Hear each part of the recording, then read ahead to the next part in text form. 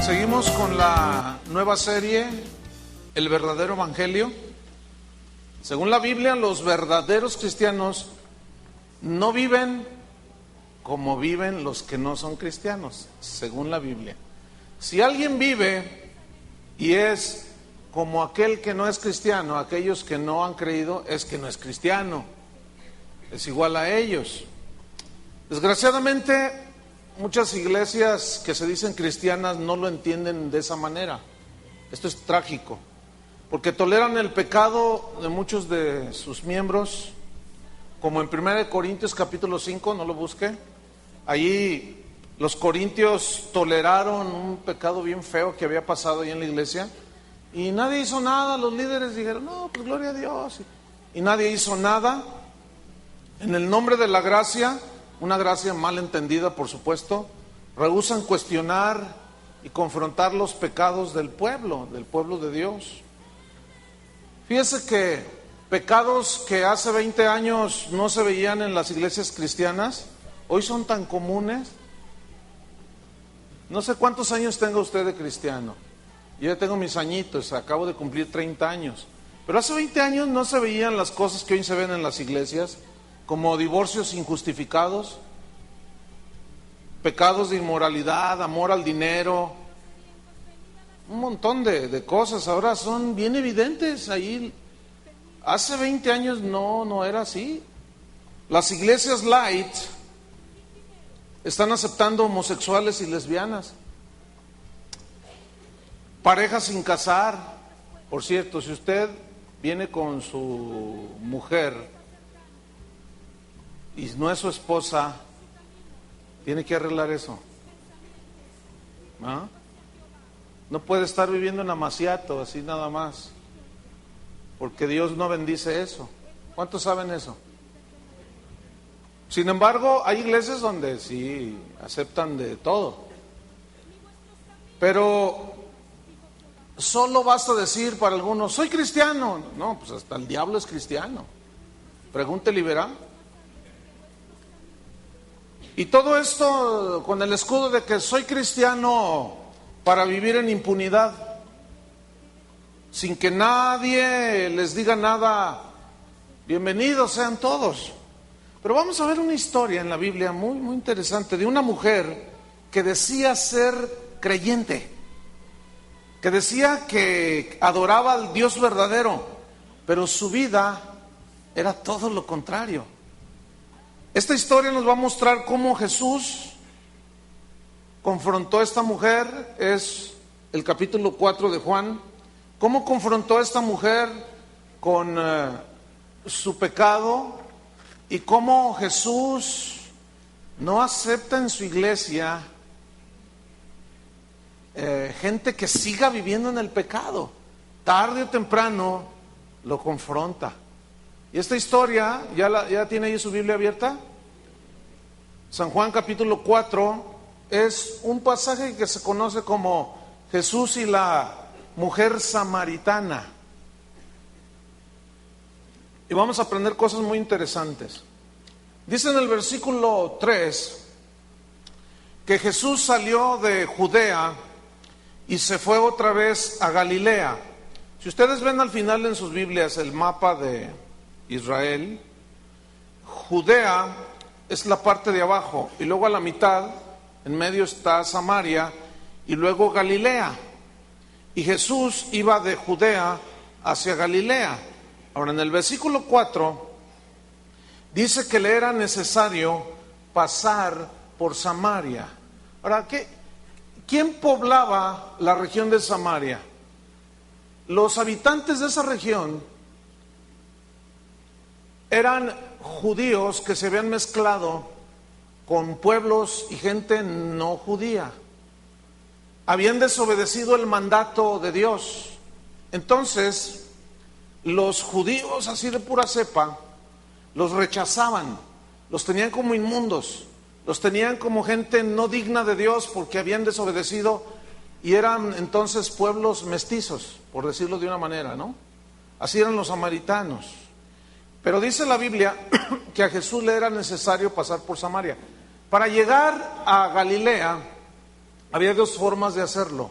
Uno era pasar directamente por el centro de Samaria, que era el camino más corto, y el otro era rodear por el borde del mar y tierra. Pero era un poco más largo porque ellos tenían que hacer una curva así para luego llegar a Galilea. Y la razón de que muchos no pasaban ahí era porque se tenía por inmundos a los samaritanos. No los querían los judíos, eran muy celosos de la ley y los tenían en menos.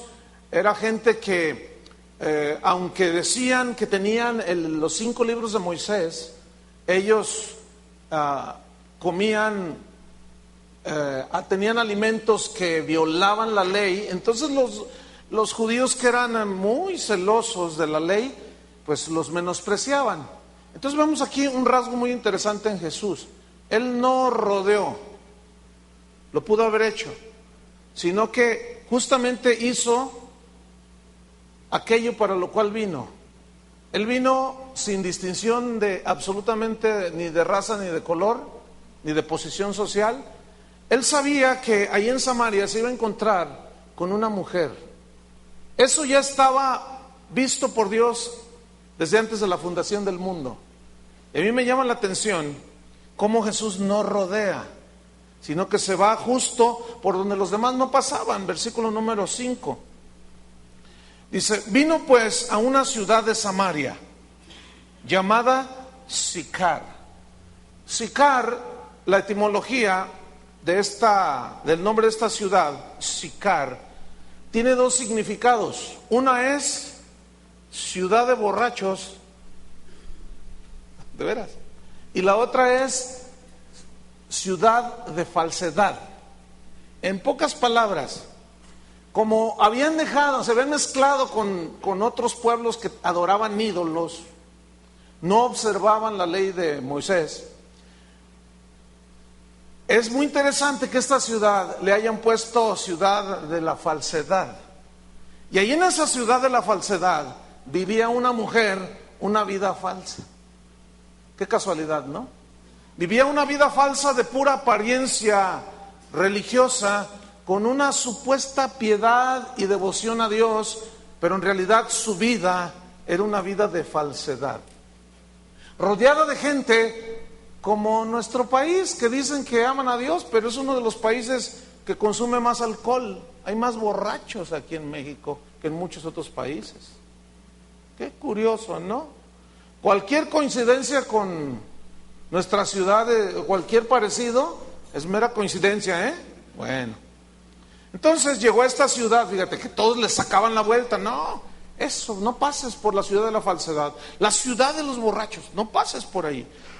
Pero Jesús pasó, fíjate. Y dice que llegó a Sicar, junto a la heredad que Jacob dio a su hijo José. ¿Se acuerdan que Jacob es uno de los patriarcas? Es el que posteriormente se le llamó Israel. Dice, y en el versículo 6, y estaba ahí el pozo de Jacob. Era un pozo milenario, que supuestamente se creía que Jacob lo había escarbado. Era un pozo que tenía como 30 metros de profundidad, y era un pozo milenario, siempre dio agua. Es más, todavía existe ese pozo. Bueno, algunos dicen, bueno, no es seguro, pero era un pozo milenario, y ahí estaba el pozo de Jacob. Nunca se fue, nunca se movió. Y dice que entonces Jesús, dice el versículo 6, cansado del camino, se sentó así junto al pozo. Lo que el texto original da a entender es que él llegó cansado, y aquí se muestra la humanidad de Jesús, que se cansaba, porque no se les olvide que Jesús era todo Dios, pero también era todo humano. Y se sentó así, y la frase da a entender que se recargó en uno de los postes donde, en el travesaño, los postes donde está un travesaño, donde hacían bajar el balde para sacar el agua, y se sentó cansado del camino. Pero hay algo muy interesante aquí. Jesús, aquí se ve toda su humanidad, y dice la Biblia que Él se identificó con nosotros. Dice que Él fue tentado en todo, según nuestra semejanza, nada más que Él fue sin pecado. Y dice también la Biblia en Hebreos que Él puede apiadarse de nuestras debilidades. Él conoce tu cansancio, tu desconsuelo, tus frustraciones, todo lo conoce. Porque Jesús conoce tu soledad, Él quedó solo en un momento, conoce el dolor porque Él experimentó el dolor. Entonces aquí da un cuadro muy, muy interesante del Jesús humano. Y entonces dice en el versículo 6, se sentó y era como la hora sexta. Algunos dicen que utilizó el horario romano. Si fue el horario romano, eran las 6 de la tarde. Si fue el horario judío, eran las 12 del día. Ahí parece que no se ponen muy de acuerdo los teólogos.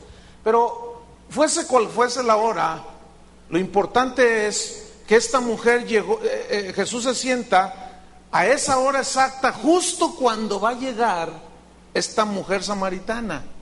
Y esto me habla de una cosa, de que Jesús nunca llega tarde. Puede llegar un segundo antes, pero tarde jamás. ¿Estamos? Ok. Vamos al versículo número 7. Dice, vino una mujer de Samaria a sacar agua y Jesús le dijo, dame de beber. Dice que viene una mujer. Ahora, la costumbre de las mujeres cuando iban a sacar agua era que iban en grupo. Ellos iban en grupo, esa era la costumbre. Y el hecho de que una mujer haya ido sola hablaba de varias situaciones. Una es que era una mujer que tenía muchos señalamientos de inmoralidad, que este era el caso, y era una mujer menospreciada, era una mujer que nadie quería juntarse con ella porque tenía mala reputación de una mujer fácil. Más adelante dice que ella había tenido 6 maridos, imagínense nada más. Entonces ella llega sola. Sigo leyendo en el versículo 7, llega a sacar agua y Jesús le dijo, dame de beber. Para nosotros no tiene mucha significado el hecho de que un hombre le pida a una mujer un vaso de agua. Pues es lo más normal. ¿Quién le niega a quién un vaso de agua? Pues nadie. Pero bajo el contexto de la cultura de los judíos y de los samaritanos, implicaba mucho más que la cultura nuestra u otras culturas. Es decir, que en primera instancia los judíos tenían a la mujer en menos. Los judíos no hablaban a su mujer. Cuando ellos iban en la calle, no le hablaban, fíjense. Y él siempre iba adelante y ella detrás. En segunda instancia, los rabinos judíos habían añadido tradiciones acerca de la mujer, influidos por los filósofos griegos. Ellos tenían conceptos de la mujer muy distorsionados. Entonces, pues, repito, para nosotros no tendrá mucho significado, pero cuando lo vemos en el contexto histórico nos damos cuenta de estos rasgos. Entonces, cuando le dice, dame de beber, pues ahí empieza a suceder en la mente de esta mujer y en el corazón de ella algo bien interesante. Sigamos leyendo. Versículo 8. Dice, pues sus discípulos habían ido a la ciudad a comprar de comer. Versículo 9. La mujer samaritana le dijo, fíjate lo que le dice, ¿cómo tú, siendo judío, me pides a mí de beber, que soy mujer samaritana? Fíjate, no solo mujer,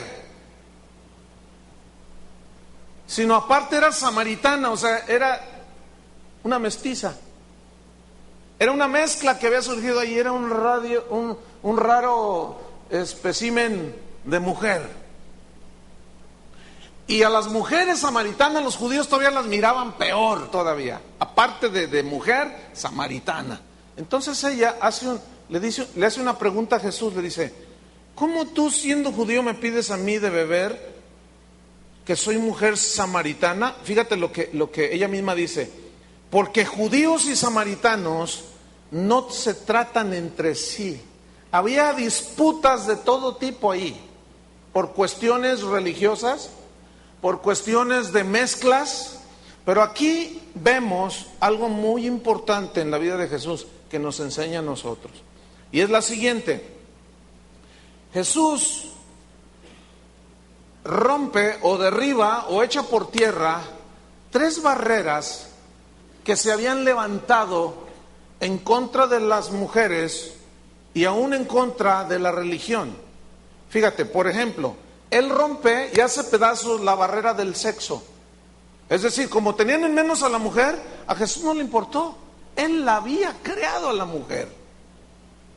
Entonces, más adelante dice que cuando los discípulos vieron que hablaba con una samaritana, con una mujer y samaritana, se maravillaron y dijeron: ¿cómo el rabí, el maestro, habla con una mujer y samaritana para acabarla de amolar? Jesús rompe la barrera del sexo, de la raza, porque Jesús era judío de pura cepa.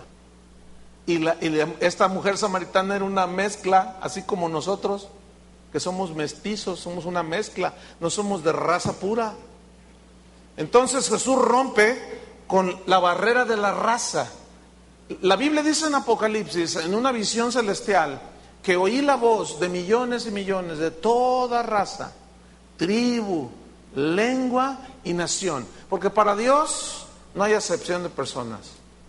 Desgraciadamente nosotros los hombres hemos construido barreras alrededor, ¿verdad? Y el güero desprecia al prieto, y el prieto al güero, y el rico al pobre, y el pobre al rico, y es un pleito de no acabar. Y en tercer lugar, Jesús derriba la barrera de la religión, porque esta mujer tenía su religión. Entonces Jesús le dijo: mira, no, a mí no me importa que tú seas mujer, tú eres valiosa. A mí no me importa que tú tengas una mezcla en tu sangre, en tu raza, a mí no me importa. La Biblia dice que de un solo linaje, de una sola sangre son hechos todos los hombres. Y a mí no me importa la religión que tienes. Eso, en pocas palabras, cuando Jesús inicia esta plática con la mujer, está diciendo eso. A mí no me interesa. ¿Sabes que a Jesús no le interesa la religión que tú tienes? Porque luego lo primero que sacamos es que yo soy no sé qué, es que yo soy no sé cuánto, es que yo soy aleluya, es que yo soy católico, es que... A Jesús no le importa tu religión. Lo que le importa a Jesús es tu corazón. A Jesús no le importa si tú estás prieto, tienes ojos azules o ojos rojos o lo que sea. A Jesús no le importa. ¿Ojos de camaleón? A Jesús no le importa.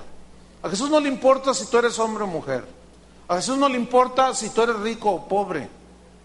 Eso para Jesús no tiene ningún sentido ni valor. Él te ama tal y como tú eres, fíjate. Así como somos, como estamos, a todos los seres humanos. Entonces dice en el versículo número...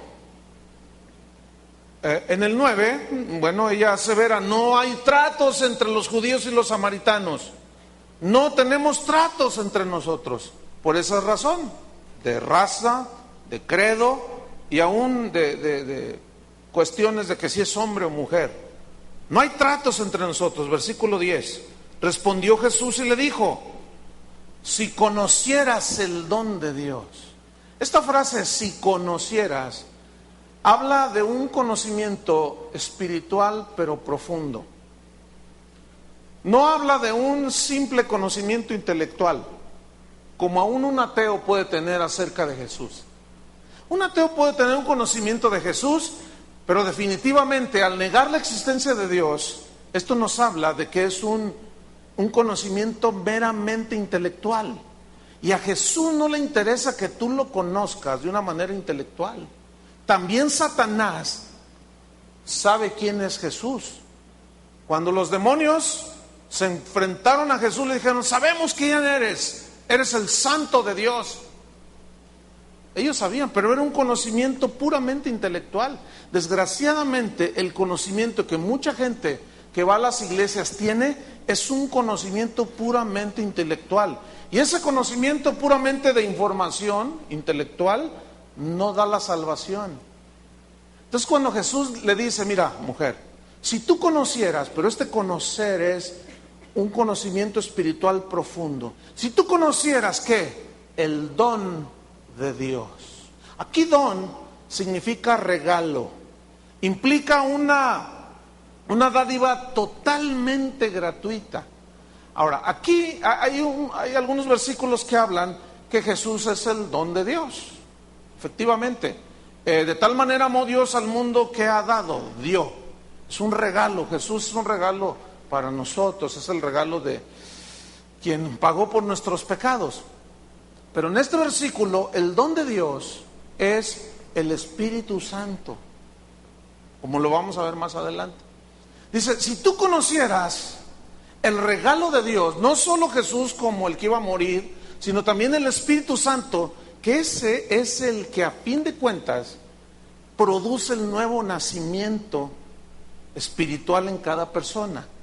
Dice: si tú lo conocieras el don de Dios, si tú conocieras el regalo de Dios.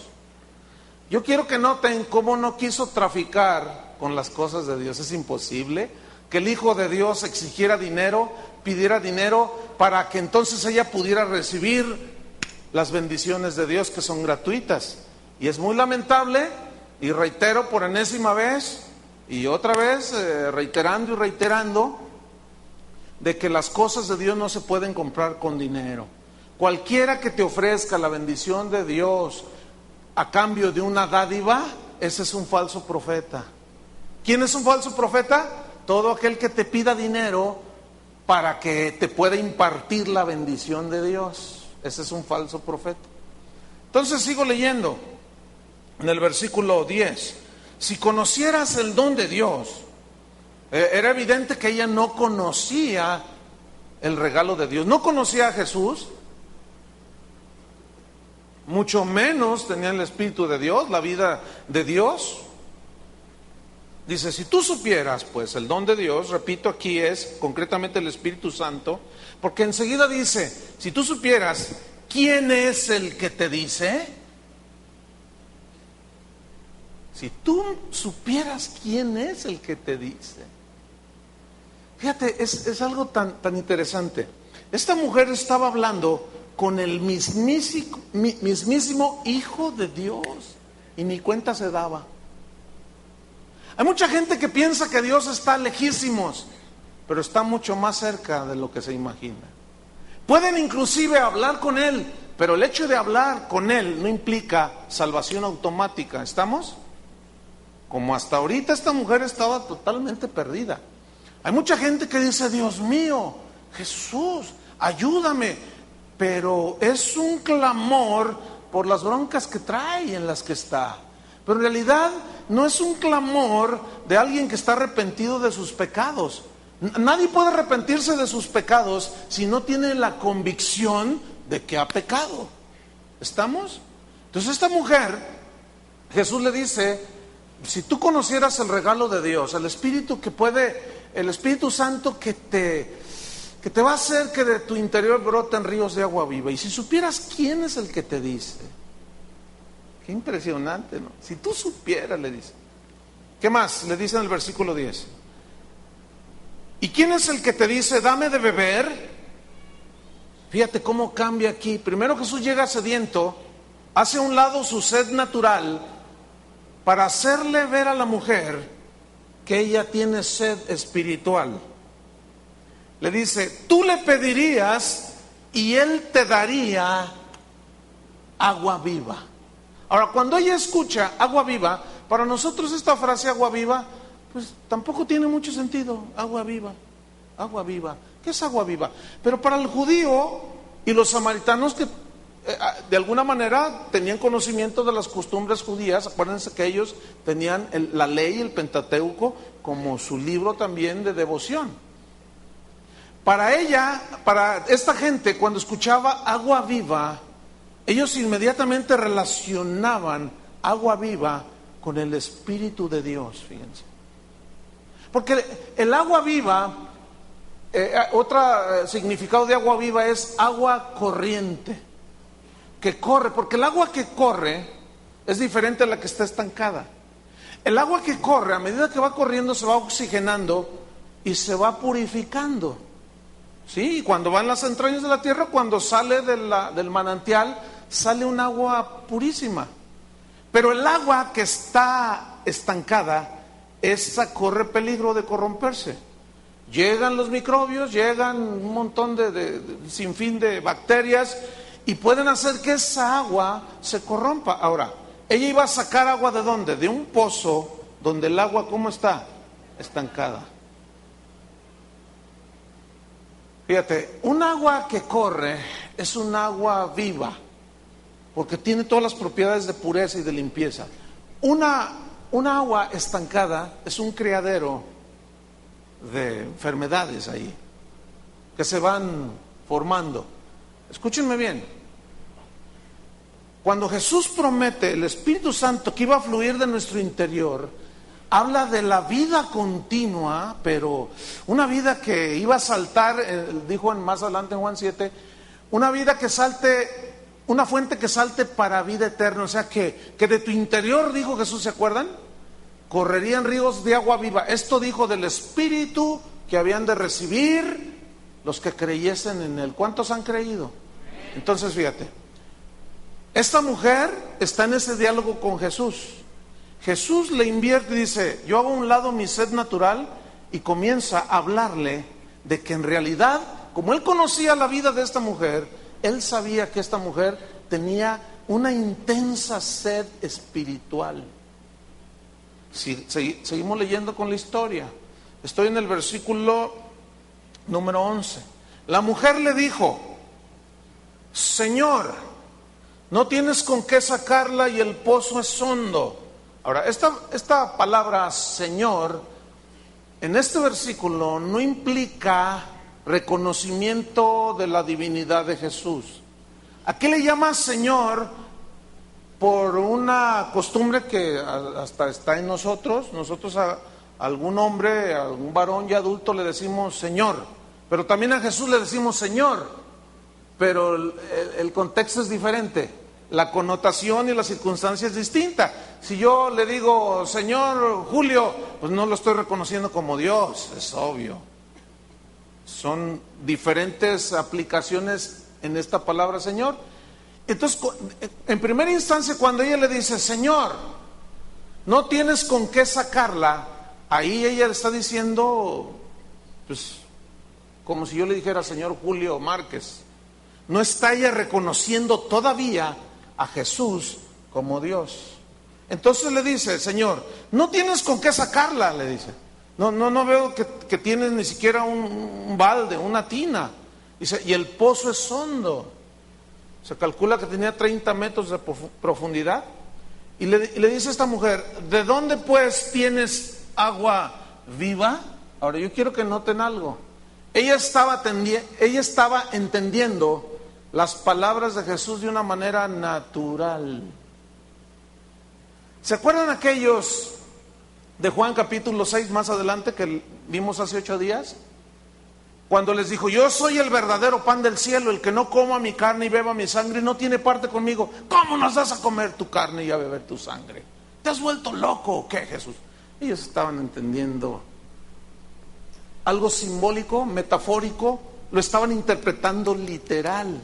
Y aquí esta mujer está entendiendo de una manera totalmente natural. Dice la Biblia que al que no ha nacido, el hombre natural, o sea, el que no ha nacido de nuevo, dice que no puede entender las cosas que son del Espíritu de Dios, porque para él son locura y no las puede entender.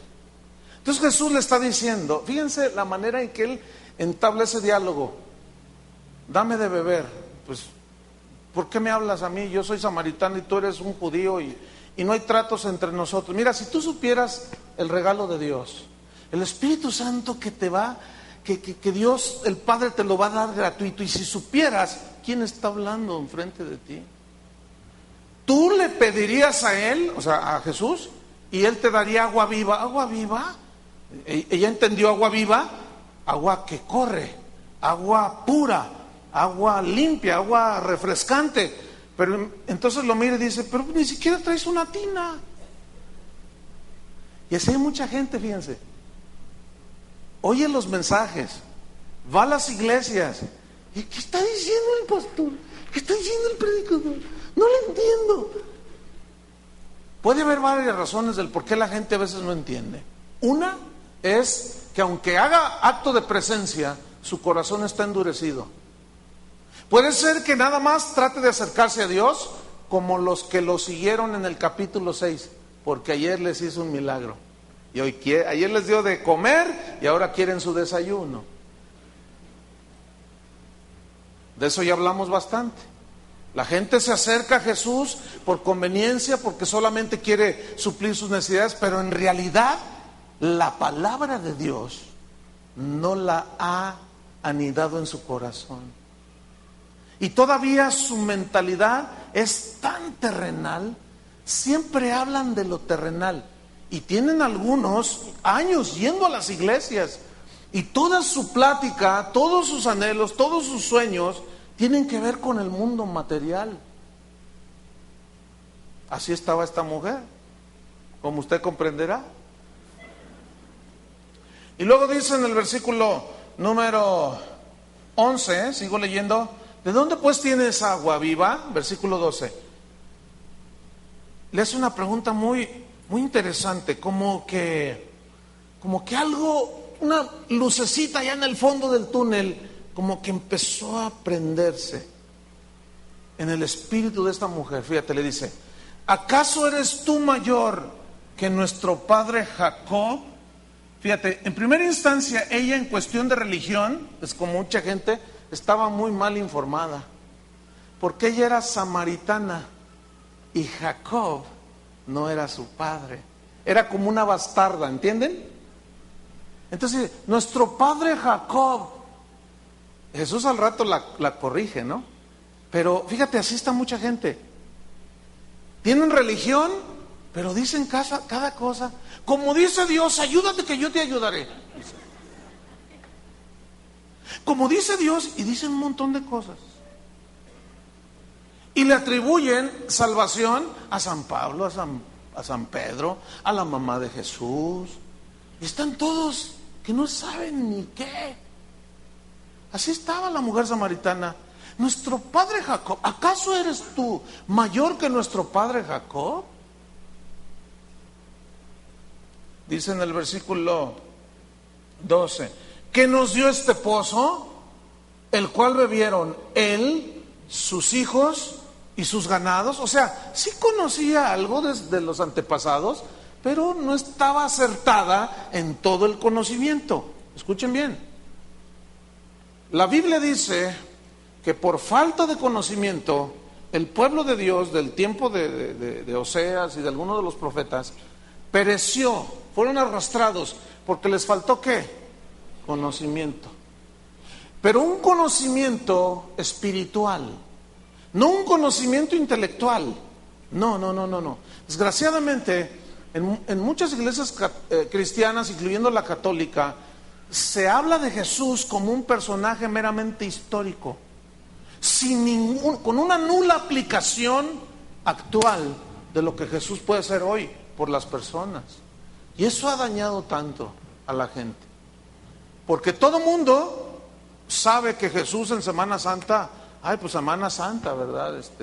Hace poco estaba leyendo el periódico y sacó una nota en el mural de que el cardenal de la Ciudad de México, pues estaban un poco preocupados, pues porque la gente va y hace votos de, pues compromisos con la Virgen,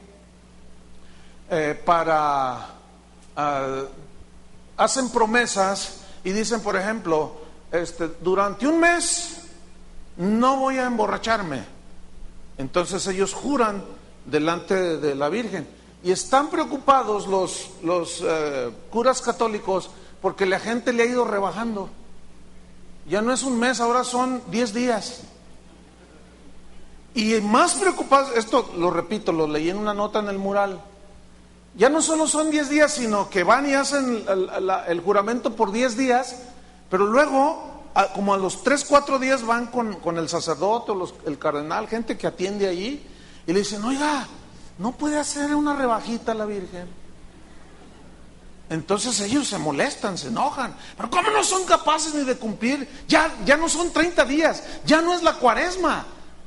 Ahora ya le han rebajado a 10 días. Y no solo 10 días, 3 días. Si quieren una rebajita, pues ¿a dónde vamos a ir a parar? Dice, es que ya no aguanto las ganas de emborracharme.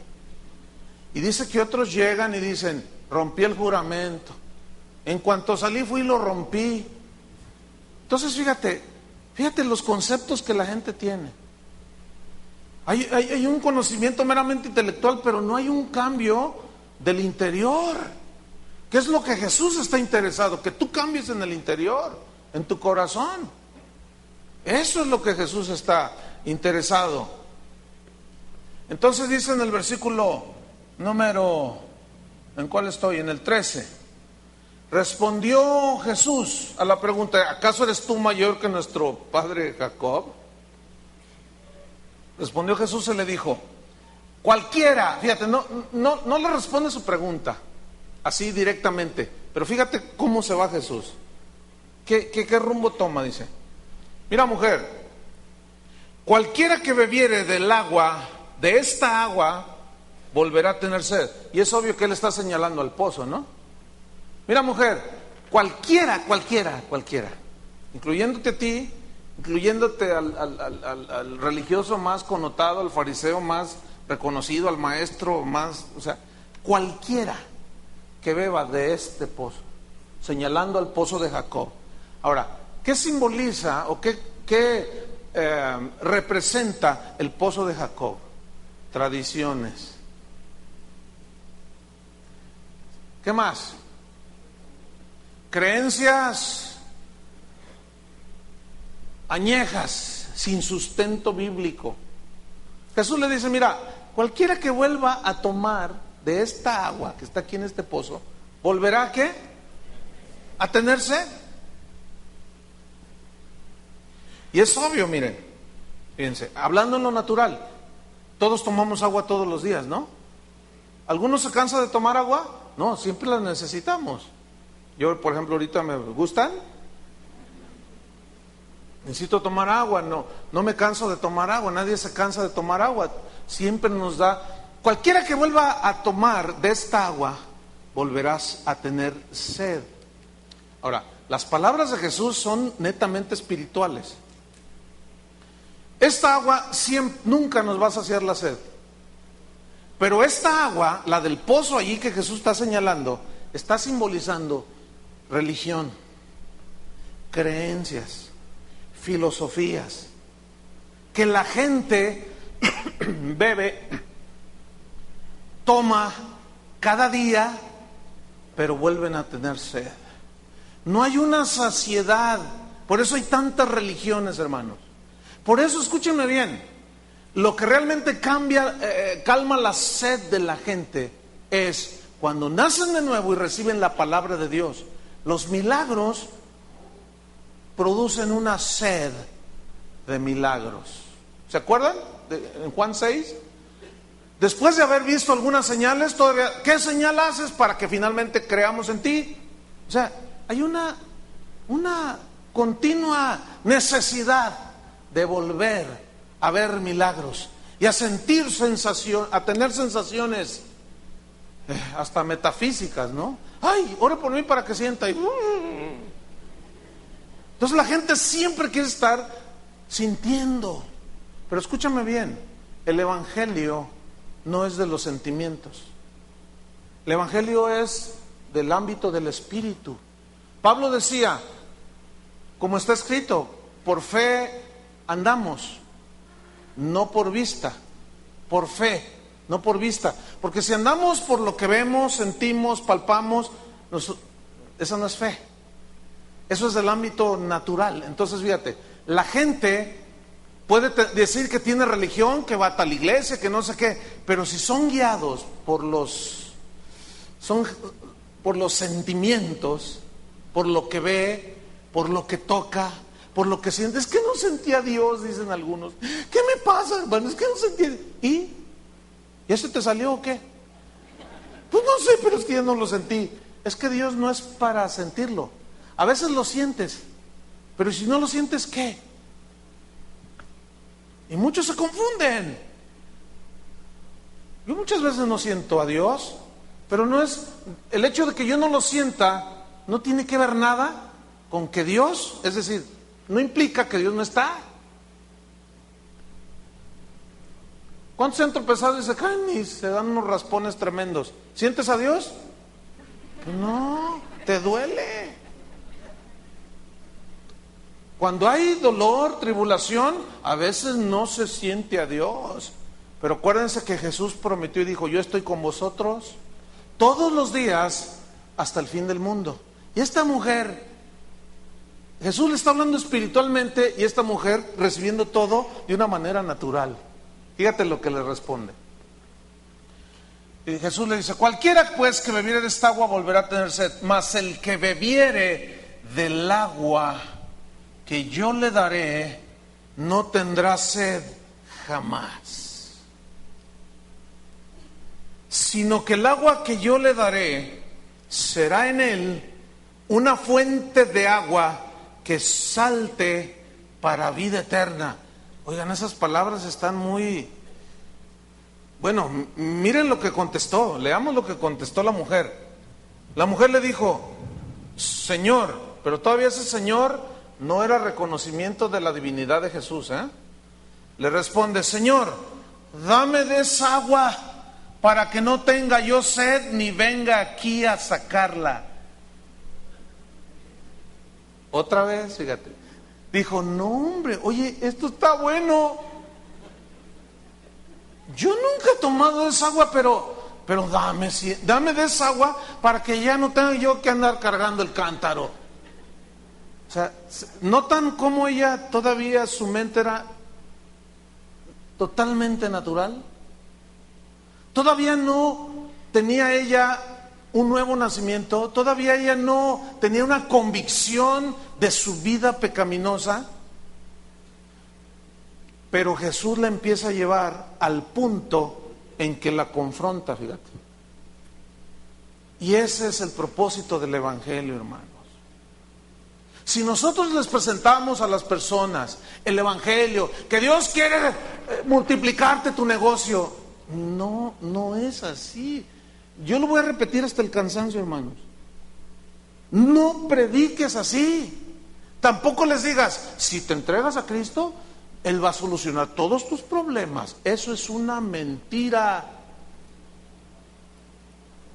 A lo que Jesús vino es a limpiarnos y a perdonarnos de nuestros pecados para librarnos de la condenación del infierno. Ahora, tú le vas a pedir sabiduría a Dios cuando hablas con la gente para llevarlos al punto en que por medio de la palabra de Dios les sea mostrado que son pecadores. ¿Saben por qué a los ricos les cuesta tanto trabajo? Jesús lo dijo. Es muy difícil que un rico entre al reino de los cielos, porque con el dinero pueden comprar todo.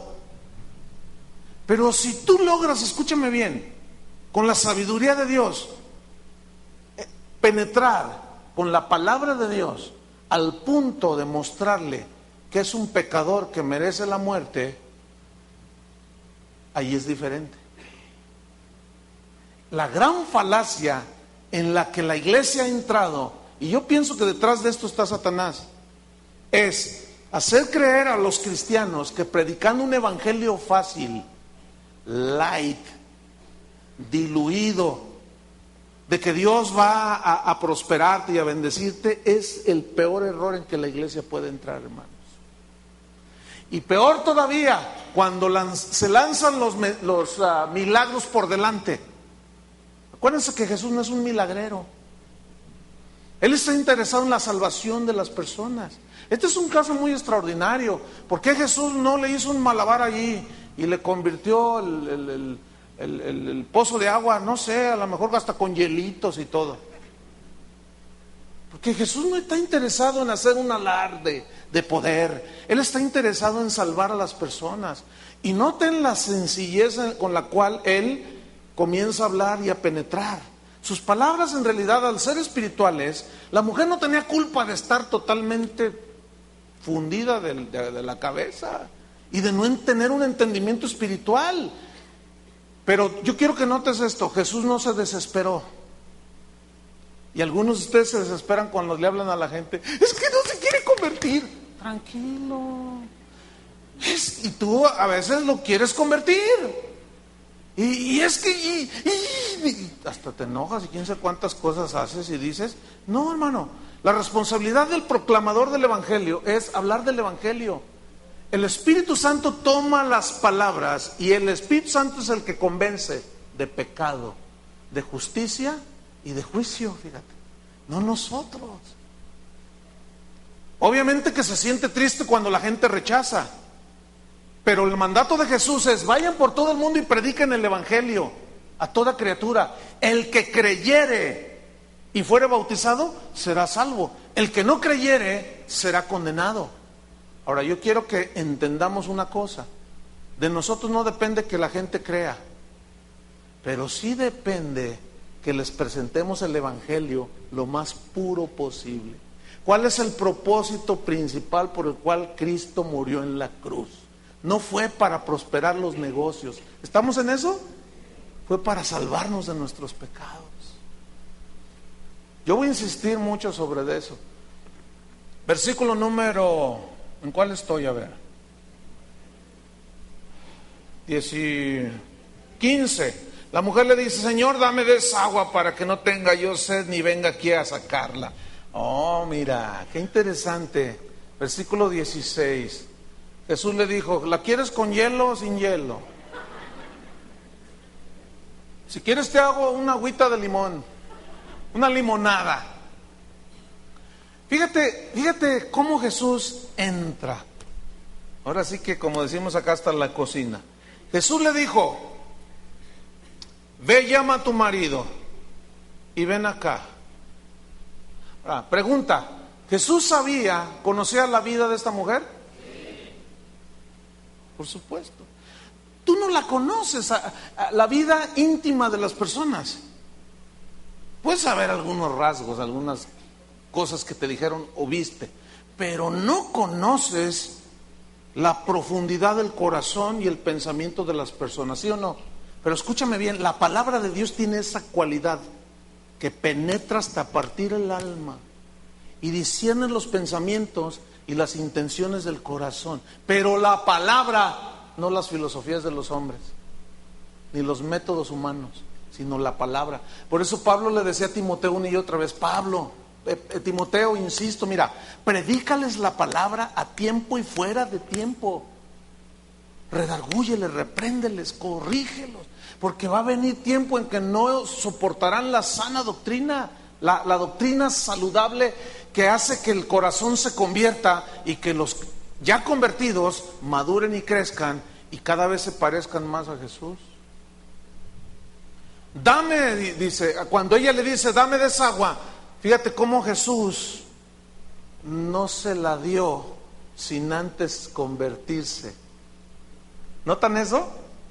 Sin embargo, muchos predicadores de hoy han mandado a volar todos esos principios y le dan todo a Dios ahorita un milagro financiero, ahorita, y hasta le cuentan 3 a Dios. A la 1, a las 2, a las 3. ¡Ahora! Dicen. ¿Los ha oído? ¿Los ha visto? ¡Ahora! tócalo, Señor, ahora. Y el Señor así como yo, como mandadero. ¿A qué hora? Sí, dime lo que, ¿qué quieres que haga, hijo? Y Jesús no es ningún mandadero de nosotros, hermano. Más bien es, ahora cállate la boca.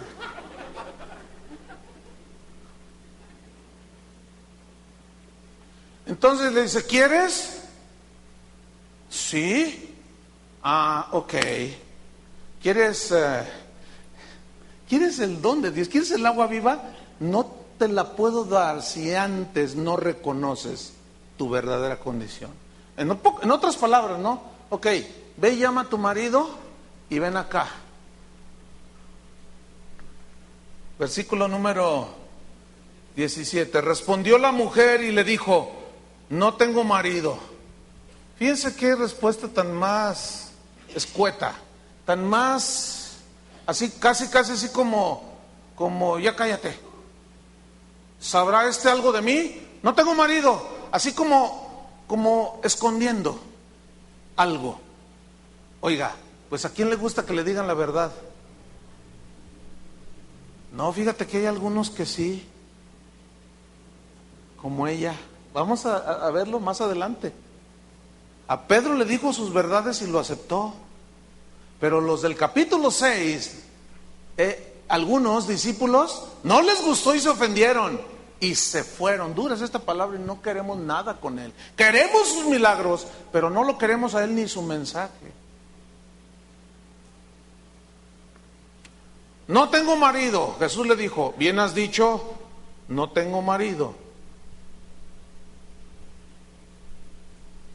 Le dice el 18, porque 5 maridos has tenido. Ahora, yo quiero que ustedes pues usen su imaginación un poco y la mujer abriendo unos ojos de este tamaño así y mirando a todos lados. ¿Quién le dijo?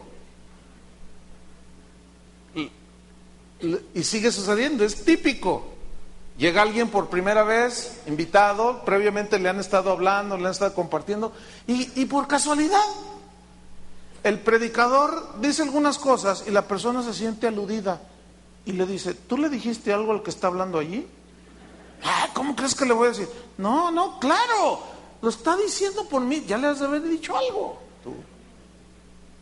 ¿Se imagina que yo me pongo a escucharlos a todos? Pues, ¿cuándo y a qué horas? Lo que pasa es que Dios conoce tu vida, conoce tus más íntimos pensamientos. Y Jesús conocía la vida pecadora de esta mujer. Pero yo quiero que noten que no la está rechazando. ¿Estamos? No la está rechazando.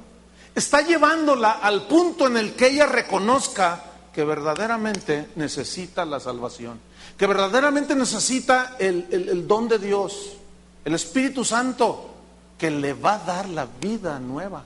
Pero previamente tiene que haber un arrepentimiento.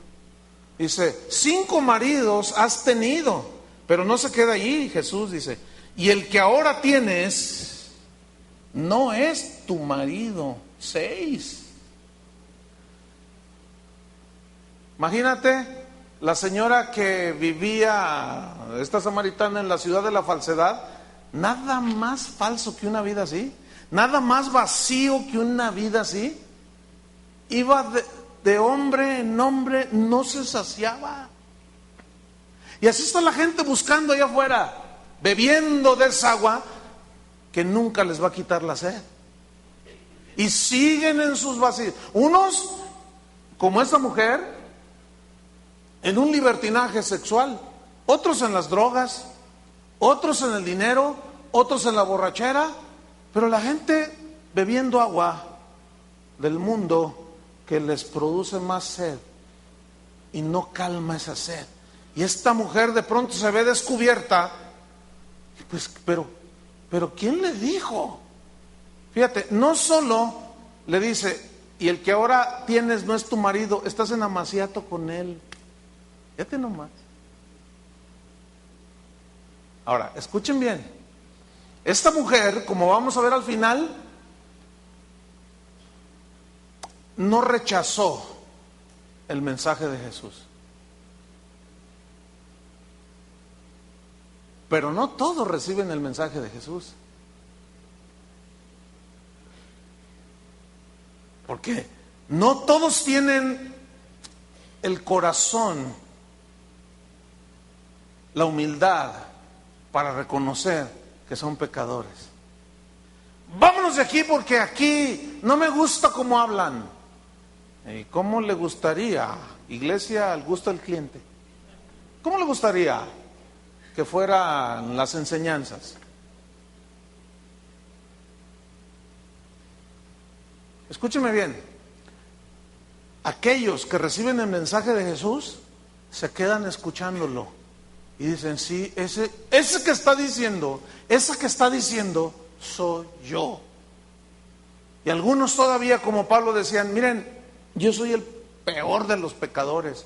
Y algunos diciendo, y algunas, yo soy peor que esa samaritana.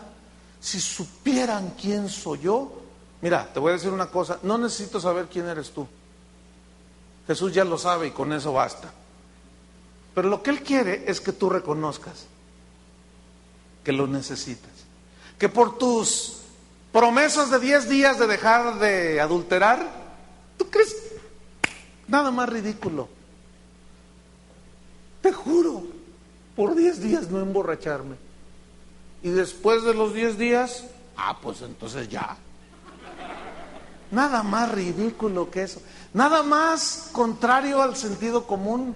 Ya nada más para irme aquí superficial, Nada más ilógico. Ya te imaginas al Señor diciendo, ay, 9 días, 7, 8, el miércoles se va a emborrachar. ¿Te imaginas? Y tú contándolo, se te hacen una eternidad y a Jesús se le hacen segundos. Van 9, mañana otra vez. ¿Qué? ¿Ustedes creen que así es Dios, hermano? Lo que Jesús quiere es sacarte de la esclavitud de esa vida que llevas. Ese es el propósito de Jesús.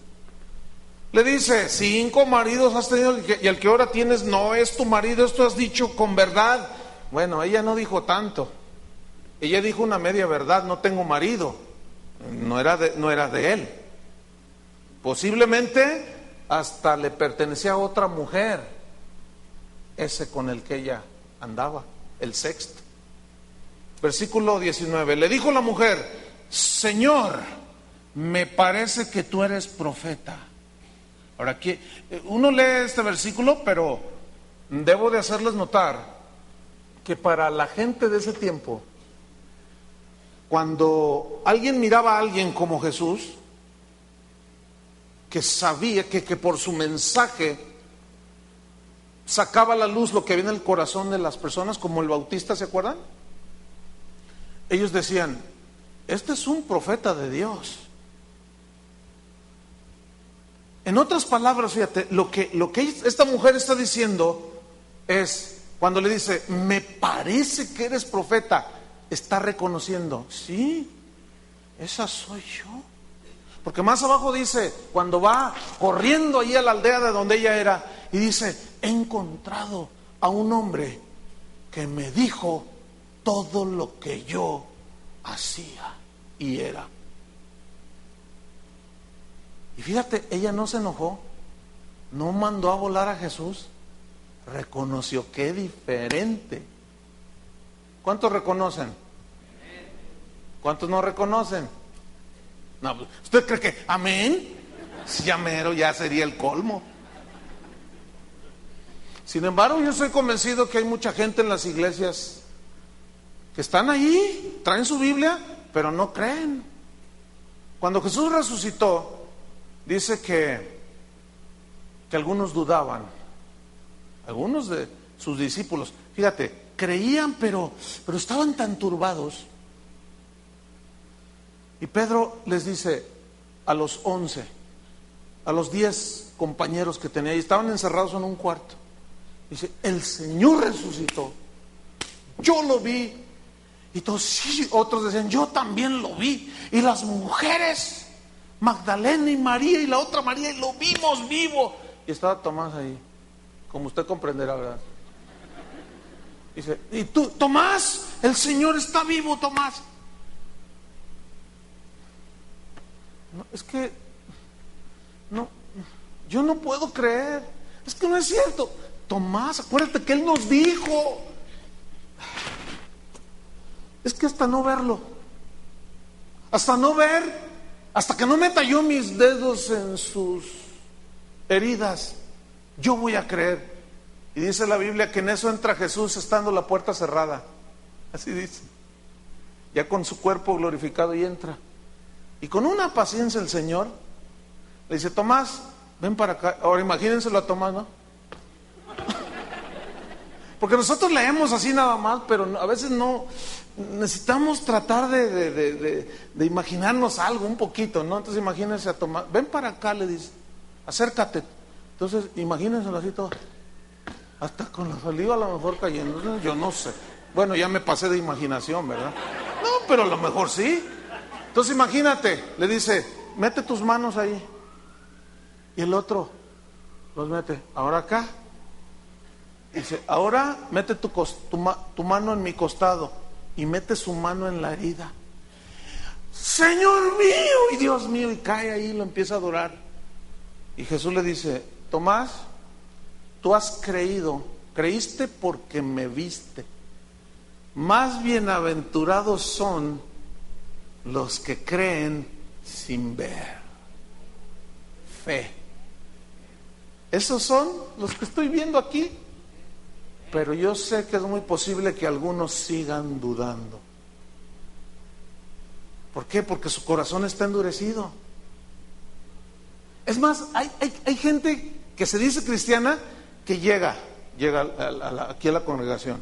Pero previamente, allá en su casa le dijeron, mira Señor, si no me haces el milagro mañana, esta es la última vez que voy a la iglesia, ¿eh? Si no me lo haces hoy o a más tardar a fin del mes, ya no voy, ¿eh? Nada más que papelón hacen algunos. Ya me imagino al Señor, ay sí, no dejes de venir y te hago el milagrito. Así les dijo a aquellos que se fueron. Dura es esta palabra. No, nosotros queremos nuestros chilaquiles, queremos ahora nuestro desayuno. Vacas tragonas.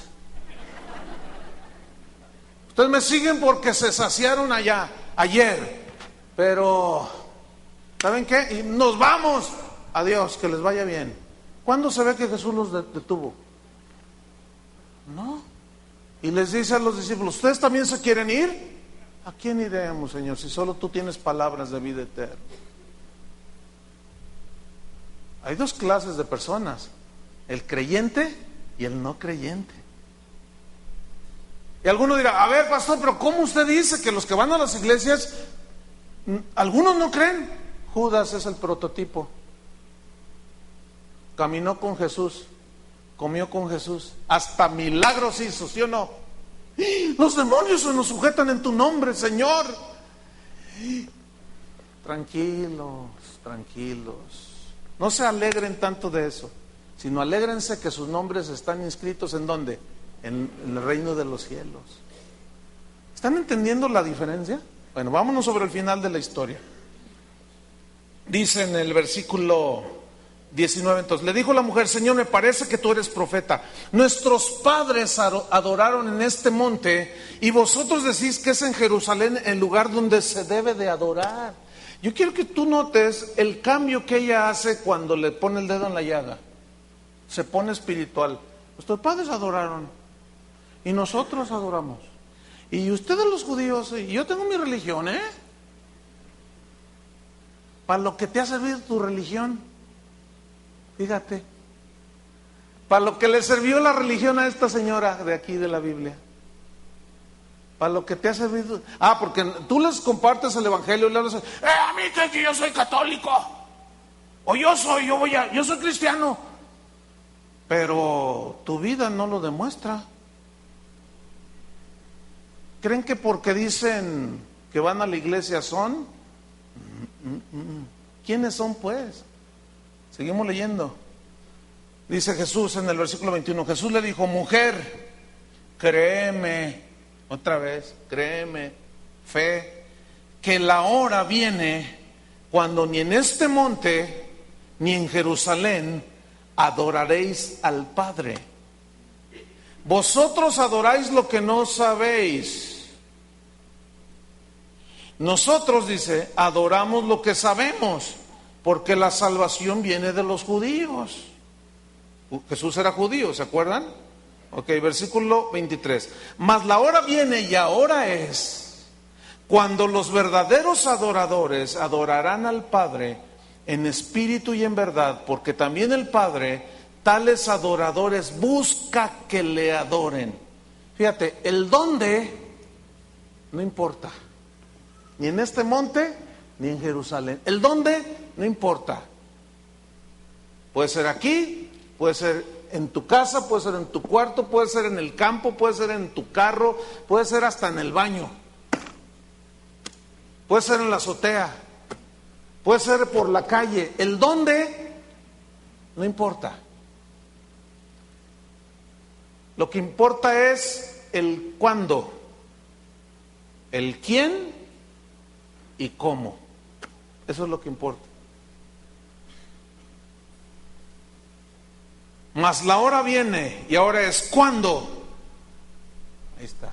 Puede ser aquí, puede ser en cualquier parte. Los verdaderos adoradores. ¿Quiénes? Ahí está. ¿Cuándo, quién? ¿Y cómo? Adorarán al Padre en espíritu y en verdad. Cuando Jesús dijo los verdaderos adoradores, estaba implicando que hay falsos adoradores. ¿Quiénes son los falsos adoradores?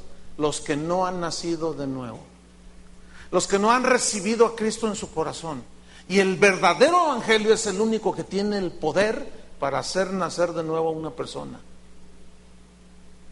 Entonces yo quiero que ustedes noten cómo Jesús no le dio el Espíritu antes de que esta mujer reconociera a Jesús. Vámonos al versículo 24. Dios es Espíritu, dice, y los que le adoran en espíritu y en verdad es necesario que adoren. En espíritu, aquí ustedes notan, está con minúscula, ¿cierto? ¿Por qué? Porque se refiere al espíritu humano. Pero el espíritu humano no nacido de nuevo no puede adorar a Dios. Por eso en el capítulo 3 Jesús le dijo a Nicodemo, del mismo Juan, es necesario nacer de nuevo.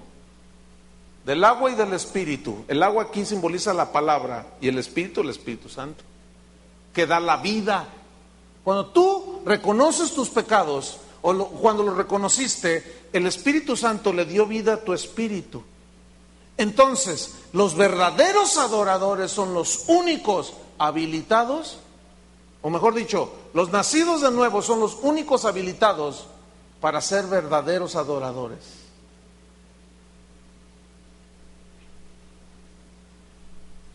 En espíritu y en verdad. Aquí verdad tiene bastantes aplicaciones. Con sinceridad.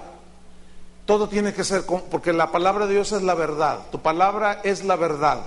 Conforme a las escrituras, a lo que está escrito. No hay otra manera en que Dios pueda recibir la adoración, si no es en espíritu. ¿Cómo? Después de haber reconocido tu verdadera condición. Y en verdad, con sinceridad de un corazón verdaderamente arrepentido y conforme a la palabra de Dios. Estos dice que adoran así en espíritu y en verdad. Es necesario que adoren. Porque el Padre busca. ¿Saben por qué busca? Porque están muy escasos. Por eso busca. El Señor vino a buscar y a salvar lo que se había perdido. Cuando el hombre se perdió la verdadera adoración. Pero Él vino a retomar, a devolverle al hombre lo que habíamos perdido, la vida espiritual. ¿Cuántos son hijos de Dios ya? Tú eres un verdadero adorador. Finalizamos diciendo en el versículo número 25, le dijo la mujer, sé que ha de venir el Mesías, llamado el Cristo. Cuando Él venga nos declarará todas las cosas. Fíjate el versículo 26. Jesús le dijo, yo soy el que habla contigo. ¿Cuántos ya tuvieron su encuentro con Jesús? Mira, cuando yo tuve mi encuentro con Jesús, así como esta mujer, mi vida ya no fue la misma. Escúchenme bien, si alguien dice que es cristiano y no ha tenido un cambio radical en su vida, no es cristiano. No es. Porque todos los episodios en la Biblia que se ve cuando la gente se encuentra con Cristo, su vida fue totalmente revolucionada y transformada. ¿Cómo empezó todo? Un sediento que le pide agua. Después le dice judío, después le dice profeta, y después lo reconoce como ¿qué? Como el Mesías. ¿Cómo reconoces a Jesús? ¿Quién crees tú que es Jesús? A lo mejor dices, es uno como Buda. Bueno, síguele, ahí le llevas. Hasta que no reconozcas que Jesús es el Mesías, que te salva de tus pecados, hasta entonces. Entonces esta mujer le dice, Jesús le responde, yo soy el que habla contigo. Versículo 27, en esto vinieron sus discípulos y se maravillaron de que hablaba con una mujer. Sin embargo, ninguno dijo, ¿qué preguntas o qué haces con ella? O sea que les infundía respeto. Cuando la mujer dejó su cántaro, entonces la mujer dice, dejó su cántaro, ya había entendido. ¿Entienden? Dejó su cántaro, digo, no, ya encontré la verdadera agua, Él es el agua viva. Y me dio su espíritu y dejó el cántaro, dice. Y se fue a la ciudad y dijo a los hombres, venid, ved a un hombre que me ha dicho todo cuanto he hecho. ¿No será este el Cristo? Vengan y vean a un hombre que me ha dicho todo cuanto yo he hecho. ¿Ven cómo ella sí aceptó lo que le dijo? Y se fijan que no todos aceptan lo que les dice. Le dijo, mira, eres una mujer adúltera, 5, 6. Y la mujer así, sí es cierto, ya no puedo negarlo, reconozco, Señor. Pero ¿cuántos están y se justifican y dicen, no es para tanto, Dios es amor y me va, ¿a poco? Pues Dios me conoce. ¿A poco Dios me va a mandar al infierno? ¿A poco no? ¿Dios es amor, sí o no, pastor? Sí, es amor, pero también es un Dios justo. En esto consiste la condenación, en que la luz vino al mundo y los hombres amaron más las tinieblas que la luz.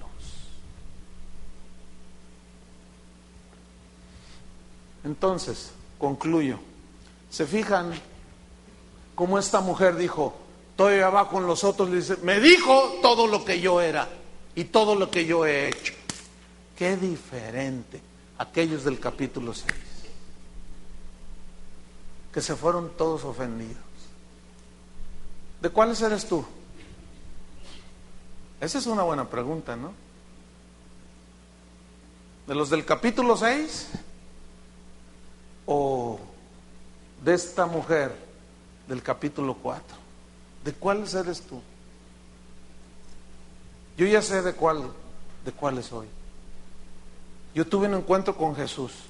Tú lo necesitas también. No hay otra. Estos son los verdaderos adoradores, que produce el verdadero evangelio. Cierra tus ojos. Este es un momento muy importante para algunos. Para algunos que tal vez diciéndose no son. Otros creyendo que son, tampoco son.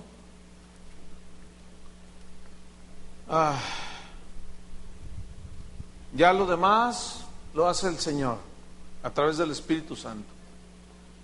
Señor, tú conoces a cada uno de los que estamos aquí. Conocías a Pedro, a Juan, a Jacobo. Conocías aún el que te había de entregar.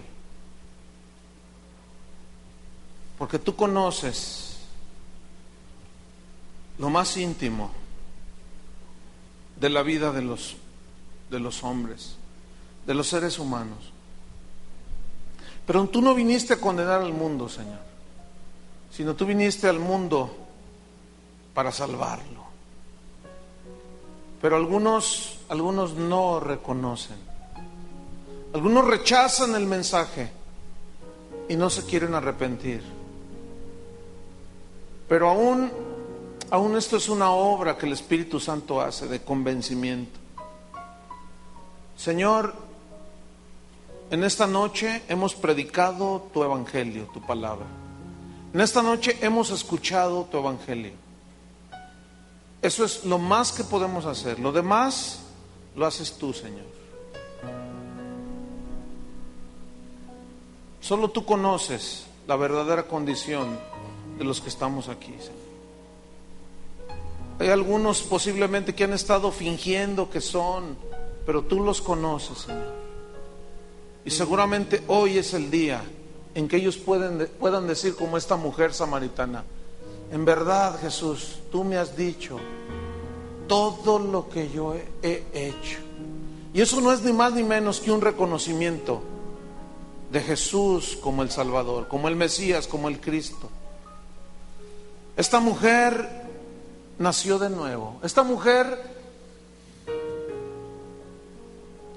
se entregó a Jesús. Esta mujer no se justificó. Esta mujer reconoció. Y el que se humilla es recibido por Dios. Y el que se arrepiente tiene la entrada libre, tiene la puerta abierta del cielo para vivir eternamente con el que murió en la cruz. Como dice la Biblia, no endurezcas tu corazón, como aquellos judíos israelitas en el desierto, que tentaban a Dios una y otra vez, pero sus corazones estaban duros. No endurezcas tu corazón. La invitación de Jesús es: el que cree en Él tiene vida eterna. El que participa de su sacrificio tiene vida eterna.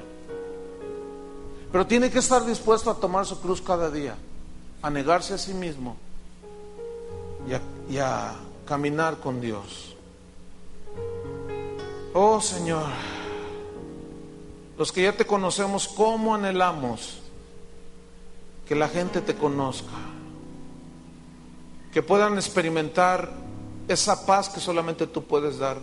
De cómo al recibir el perdón de nuestros pecados, como que se cae un peso de encima. Y nuestra vida tiene sentido y propósito ahora. Señor, oramos por los predicadores alrededor del mundo,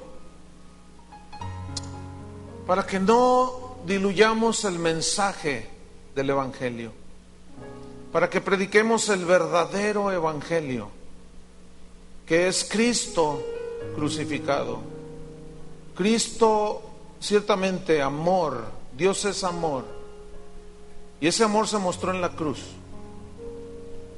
Pero debe de haber una convicción de pecado, un arrepentimiento de pecado, de esa vida disipada y de ofensa hacia Dios. Ayúdanos, Señor, danos revelación, entendimiento para no diluir las demandas del Evangelio, para no mezclarlo con otras cosas que no tienen que ver nada con Dios. Algunos se irán, cada quien.